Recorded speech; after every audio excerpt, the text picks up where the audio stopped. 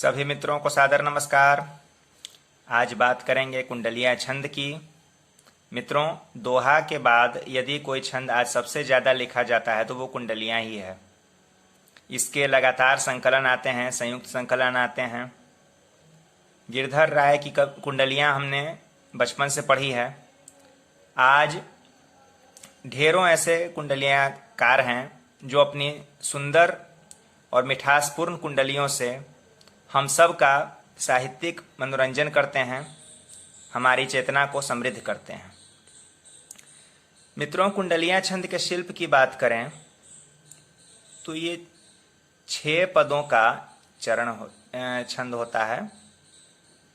दूसरा पद, तीसरा पद, चौथा पद, पांचवा और ये हो गया आपका छठा। इन 6 पदों में से ये जो पहला जो 2 पद देख रहे हैं ना, ये पहले जो 2 पद हैं, ये आपको दोहा होता है। यानी इन 2 पदों का जो शिल्प है वो दोहा छंद पर रहता है। उसके बाद जो ये 4 पद आएंगे ये रोला छंद पर होते हैं। दोहा और रोला क्या है ये मैंने अपने पिछले वीडियोज में पूरे डिटेल में आपको समझाया है, आप लोगों ने पसंद भी किया है।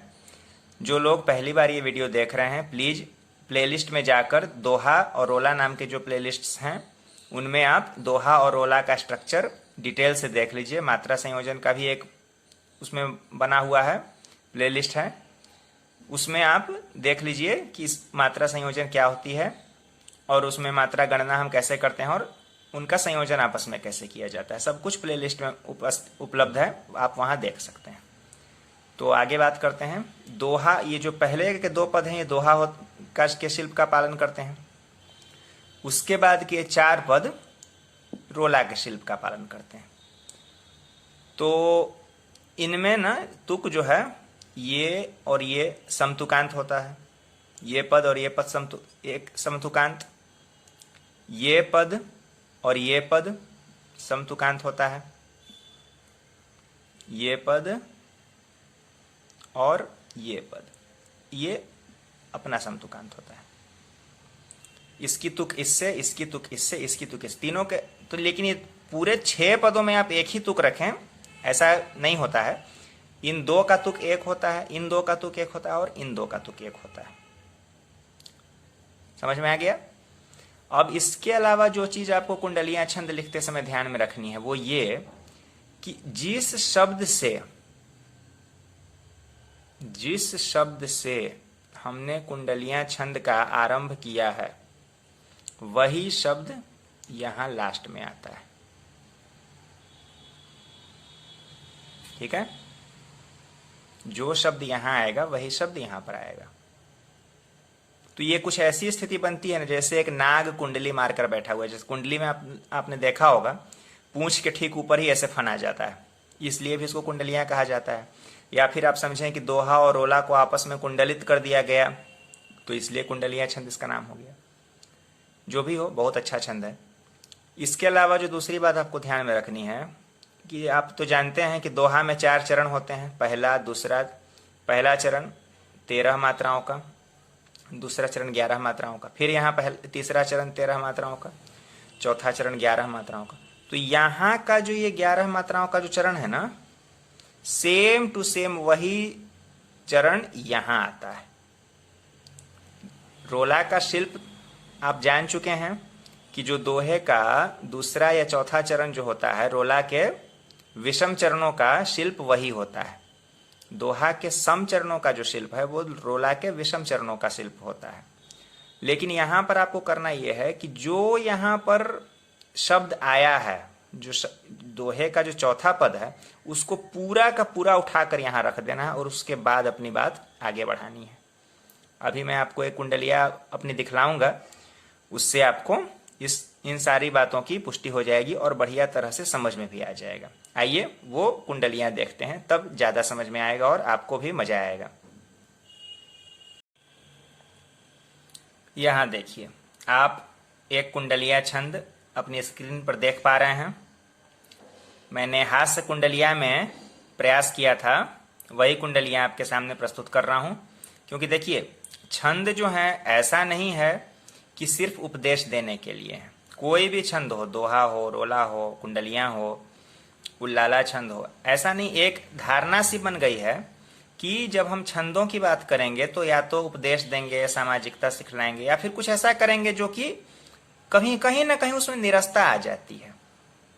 ऐसा नहीं कि उसमें अच्छी बातें लिखना गलत है, लेकिन अगर आप लगातार उसको उपदेशात्मक रूप ही दे दिया तो इससे छंदों का जो एक आकर्षण होता है ना आम पाठक, आम श्रोता के मन से, वो कम हो जाता है। इसलिए जब भी छंद लिखिए, प्रयास करिए कि उसमें आप जो चीज गीतों में डालते हैं, गजल लिखते हैं तो गजलों में डालते हैं, वही चीज आप छंदों में भी डालें। ठीक है, तो आगे बात करते हैं। कुंडलिया छंद में देखिए, भाई भाई में हुआ डेटा वाला प्यार, हॉटस्पॉट से जुड़ गए खत्म हुई तकरार। ये दोहा हो गया, आप लोगों ने पहचान लिया होगा। खत्म हुई तकरार, जैसा कि मैंने अभी बताया कि पहले जो दो पद हैं वो दोहा के शिल्प पर होते हैं, तो ये दोहा हो गया। अब जो मैंने कहा था कि दोहे का चौथा चरण ही रोले का पहला चरण इसमें बन जाता है कुंडलिया छंद में। तो खत्म हुई तकरार यहां भी आ गया। अब उसके बाद ये जो 4 पद हैं ये रोला है, देख रहे हैं, 3 3 2 3 रोले का शिल्प, 3 2 3 3 2, या फिर 3 2 4 4, नेट हो गया 3, पर हो गया 2, समय हो गया फिर से 3, तो 3 2 3, बिता 3, तो 3 2 3 3 2। इसको आप 3 मान रहे हैं ना, और ये है 2, ये है 3, ये है 2, ये है 3।